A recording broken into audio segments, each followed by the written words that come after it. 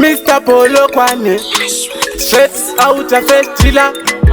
Kutina semu kangova utendova kanda mutemu. Andingala bendi nyerere, Flashie B, namorega kandishaure. Inini nditaure, vanokwanisa kubatsira vandibatsire. Kana kutsvaga basa, ndorisha, zuva nezuva gari neto ndongoisa prayer. Ndakatomboenda kuchechi, kwa magaya, avafare, gari pando yemahaya. Handinawe kuiturira imi nhamo yangu, Mwari ndachema, zvaiwe imi nhamo yangu.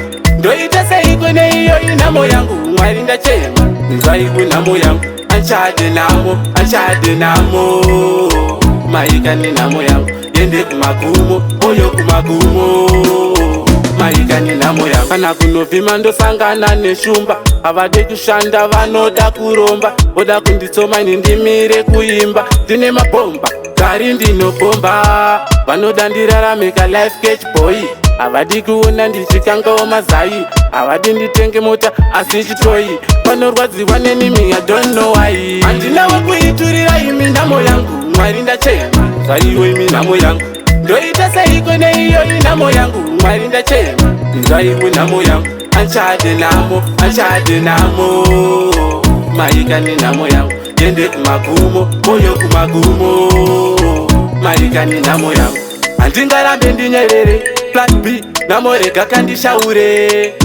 Inini nditaure, vanokwanisa kubatsira vandibatsire. Kana kutsvaga basa, ndorisha, zuva nezuva gari neto ndongoisa prayer. Ndakatomboenda kuchechi, kwa magaya, avafare, gari pando yemahaya.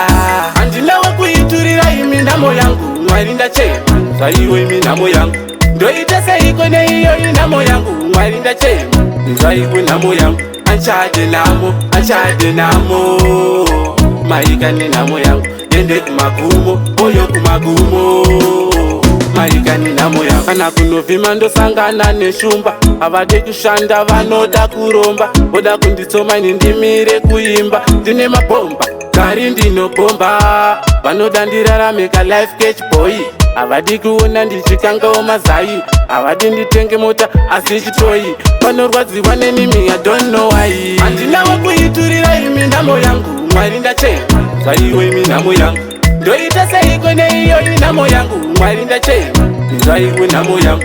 Anchade nhamo, maika nenhamo yangu. Yende kumagumo, oyo kumagumo, maika nenhamo yangu.